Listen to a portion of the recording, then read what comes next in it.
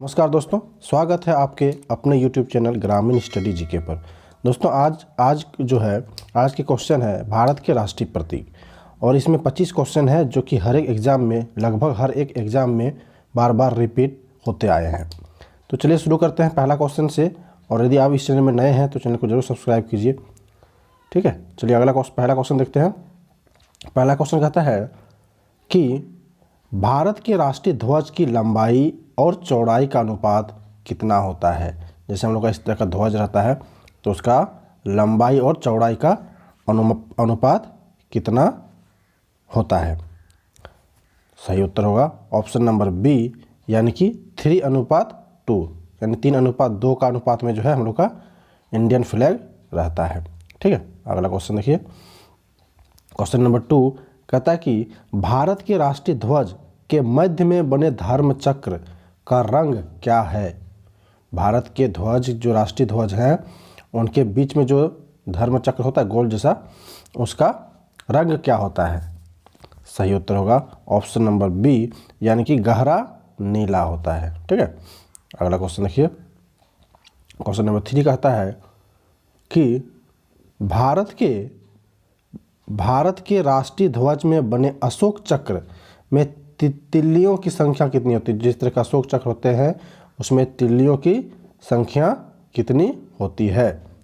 सही उत्तर होगा option number C, यानी कि 24 होती है। तो कितनी तिल्लियां होती है, 24 तिल्लियां होती है भारत के राष्ट्रीय ध्वज के अशोक चक्र की तिल्लियों में, ठीक है। अगला क्वेश्चन देखिए। क्वेश्चन नंबर 4 कहता है कि स्वतंत्र भारत के राष्ट्रीय ध्वज का डिजाइन निम्नलिखित में से किसने तैयार किया था।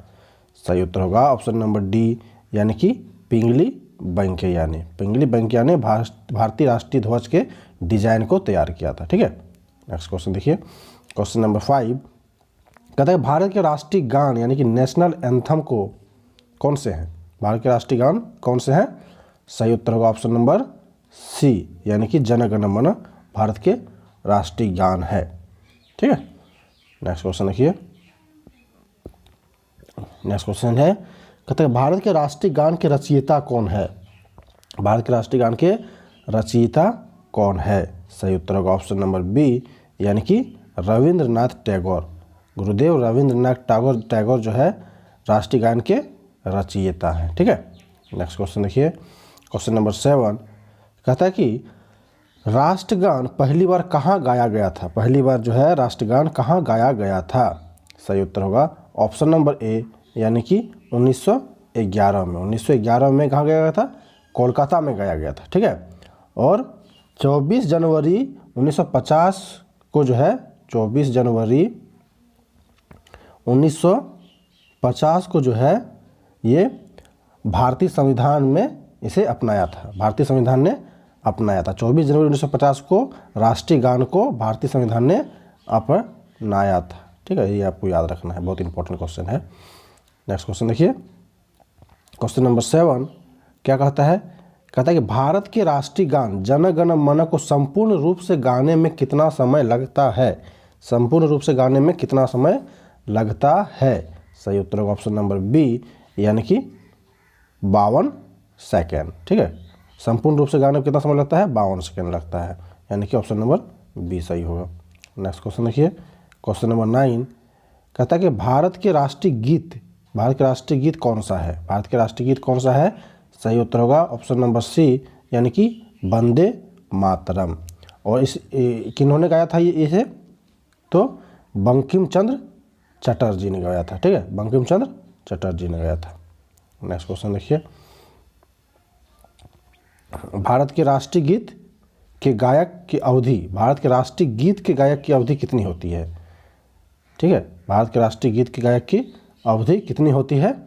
सही उत्तर होगा ऑप्शन नंबर सी, यानी कि 65 सेकेंड। तो भारतीय राष्ट्रीय गीत का गाने में कितना समय लगता है, 65 सेकेंड लगता है, ये आपको याद रखना है। नेक्स्ट क्वेश्चन देखिए। क्वेश्चन नंबर 11 कहता है कि भारत के राष्ट्रीय गीत वंदे मातरम सर्वप्रथम कब और कहाँ गाया गया था। सर्वप्रथम कब और कहाँ गाया गया था। सही उत्तर होगा ऑप्शन नंबर बी, यानी कि 1896 में गाया गया था। सबसे पहले 1896 में गाया गया था। और कहाँ गाया गया था, तो कलकत्ता में, कलकत्ता में गया था। उस टाइम कोलकाता का नाम कलकत्ता था, जो आज हम लोग नया नाम क्या है, कलकत्ता का कोलकाता है। ठीक है, नेक्स्ट क्वेश्चन देखिए, भारत के राष्ट्रीय गीत वंदे मातरम लिया गया है। भारत के राष्ट्रीय गीत वंदे मातरम को कहाँ से लिया गया है? सही उत्तर होगा ऑप्शन नंबर डी, यानी कि आनंद मठ से लिया गया है। और संस्कृत में इसकी रचना की गई थी। किसमें की गई थी? तो संस्कृत में इसकी रचना की गई थी, ये आपको याद रखना है। ठीक है, भारत के राष्ट्रीय गीत को संस्कृत में रचना की गई थी और कहाँ से ली गई है? तो आनंद मठ से ली गई है। नेक्स्ट क्वेश्चन देखिए, क्वेश्चन नंबर 13 क्या कहता है? कहता है कि आकाशवाणी और दूरदर्शन के दैनिक कार्यक्रमों की शुरुआत किससे होती है? सही उत्तर होगा ऑप्शन नंबर बी, यानी कि राष्ट्रगीत से। यानी कि जो सरकारी चैनल है आकाशवाणी और दूरदर्शन, उसके दिन का जो शुरुआत होता है राष्ट्रीय गीत से शुरुआत होता है। ठीक है, अगला क्वेश्चन देखिए, कहता है कि सारनाथ स्थित राष्ट्रीय स्तंभ का कौन सा भाग राष्ट्रीय चिन्ह प्रतीक के रूप में लिया गया है? सही उत्तर होगा ऑप्शन नंबर ए, यानी कि शीर्ष भाग को लिया गया है। ठीक है, और कब अपनाया गया है? तो 26 जनवरी 1950 को। ठीक है, 26 जनवरी 1950 को। नेक्स्ट क्वेश्चन देखिए, क्वेश्चन नंबर 15 क्या कहता है? कहता है कि भारत के राष्ट्रीय प्रतीक में कितने शेर दिखाई देते हैं? सब जानते होंगे, सही होगा ऑप्शन नंबर सी, यानी कि 3 शेर। कितने शेर दिखाई देते हैं? 3 शेर दिखाई देते हैं, आप देखे भी होंगे सिक्के में। अगला क्वेश्चन देखिए, कहता है कि भारत के राष्ट्रीय प्रतीक में निम्नलिखित में से कौन सा पशु दृष्टिगत नहीं है? सही उत्तर होगा ऑप्शन नंबर डी। ठीक है, तो भारत के राष्ट्रीय प्रतीक में कौन से पशु दृष्टिगत नहीं दिखते हैं? तो हिरण, बाकी शेर भी दिखते हैं, सांड भी दिखते हैं और घोड़ा भी दिखते हैं। ठीक है, नेक्स्ट क्वेश्चन देखिए, क्वेश्चन नंबर 17 क्या कहता है? कहता है कि भारत के प्रत्येक चिन्ह के आधार पट्टी पर अंकित सत्यमेव जयते किससे लिए गए हैं? सही उत्तर होगा ऑप्शन नंबर डी, यानी कि मुंडकोपनिषद से लिए गए हैं, ये आपको याद रखना है। अगला क्वेश्चन देखिए, क्वेश्चन नंबर 18 क्या कहता है दोस्तों? कहता है भारत के राष्ट्रीय आदर्श वाक्य क्या है? सही उत्तर होगा ऑप्शन नंबर ए, यानी कि सत्यमेव जयते। तो भारत का राष्ट्रीय आदर्श वाक्य क्या है? सत्यमेव जयते है। अगला क्वेश्चन देखिए, क्वेश्चन नंबर 19 क्या कहता है? कहता है कि भारत के राष्ट्रीय पंचांग किस पर आधारित है?